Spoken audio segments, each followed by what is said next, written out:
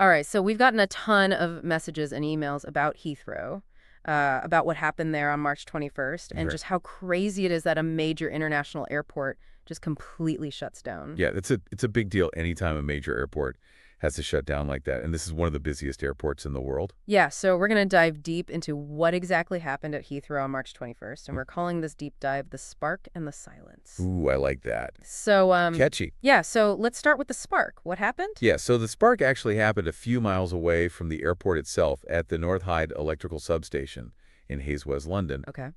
And essentially, there was a pretty significant fire that broke out there on the 21st. And that fire caused a major power outage that impacted the airport. Wow, so a fire a few miles away shut down the entire airport. Pretty much, yeah. It seems that the substation that caught fire supplied a significant amount of power to Heathrow.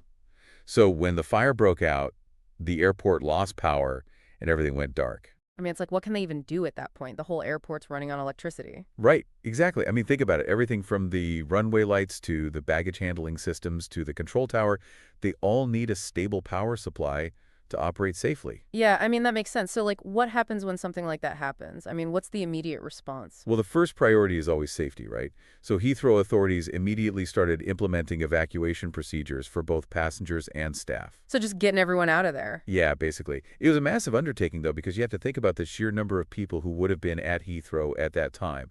Passengers trying to catch flights, airport staff, all of the various businesses operating within the airport. It's a lot of people to evacuate safely. Yeah, and then there's the whole fire situation happening miles away. Exactly. So you have the emergency services responding to the fire at the substation while Heathrow authorities are managing the evacuation at the airport. And on top of that, you have all the airlines scrambling to figure out what to do with their flights and passengers. It's an incredibly complex situation with a lot of moving parts. So, chaos on like every single level. Pretty much, yeah. And this wasn't just a London problem or even a UK problem. The ripple effects of this shutdown were felt globally. Oh, yeah, I bet. You don't often think about how one airport can impact the entire world. Right. It's easy to forget how interconnected global air travel really is. But when a major hub like Heathrow goes down, it causes a chain reaction that can delay flights and impact crew availability all over the world. In this case, over 1,300 flights were canceled or diverted. 1,300, that's insane. Yeah, and that's not even counting the flights that were delayed. We're talking about approximately 290,000 passengers worldwide who were impacted by this one event. It's crazy that one fire can lead to all of that. It really is. And it raises some important questions about the resilience of our critical infrastructure. You'd think that a major airport like Heathrow would have backup systems in place for something like this. They must have some sort of backup plan, right? Oh, they definitely do. Heathrow has backup generators that are designed to kick in if the main power supply goes down. But in this case, the scale and the nature of the fire at the North Hyde substation likely overwhelmed those backup systems. It's possible that the fire even disrupted the fuel supply to the backup generators or damaged the control systems that manage them. It's a bit like having a spare tire in your car, but then getting a flat tire in the middle of nowhere and realizing you don't have a jack to change it. Oh, that's a good analogy, and like just as frustrating. Exactly. This whole event really throws a spotlight on the practical limits of infrastructure resilience. We can design and build these systems with redundancy in mind, but there's always going to be a limit to how much we can anticipate and prepare for. Yeah, I mean, this is one of those situations that you hope never happens, but when it does, you kind of have to reevaluate everything. Absolutely. This incident will definitely prompt a thorough review of infrastructure resilience, not just at Heathrow, but at other critical transportation hubs around the world. I mean, the last thing anyone wants is for something like that to happen again. Well, what kinds of changes could we see? Well, for starters, they'll likely focus on enhancing the robustness of primary power supply infrastructure.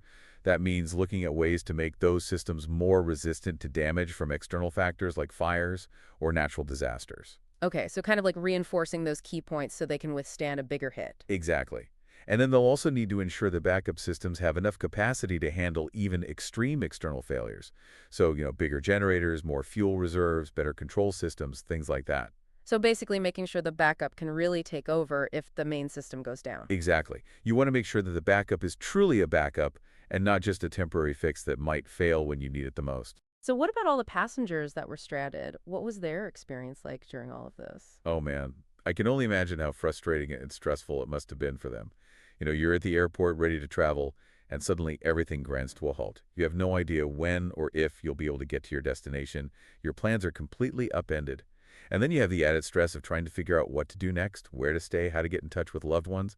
It's a logistical nightmare. And not to mention the financial impact of all of this missed flights, missed connections, lost work. Exactly. It's a huge disruption on every level. And for the airlines, it was a monumentally logistical challenge to try and rebook and accommodate such a massive number of displaced travelers. They had to rapidly deploy resources, manage expectations, and communicate clearly under a lot of pressure. So a real test for everyone involved. Oh, absolutely. And it's a reminder that even in our modern world, with all our technology and planning, we're still vulnerable to these kinds of unexpected disruptions. Yeah, it's kind of humbling in a way. We think we have everything under control, and then something like this happens and it just throws everything into chaos. Exactly. It's a reminder that we need to be prepared for the unexpected and that we need to design our systems with resilience in mind. Because as we've seen, even a seemingly localized event, like a fire at an electrical substation, can have global consequences. So a fire miles away brought global air travel to a standstill. It really makes you wonder what other unseen dependencies we have in our lives. It certainly does. And it leaves us with this thought for you. Considering how interconnected our world is, what other seemingly localized infrastructure failures, perhaps in sectors we don't immediately think of, could have such widespread and disruptive consequences? What hidden dependencies are we perhaps taking for granted in our modern complex world? It's definitely something to think about. It is indeed.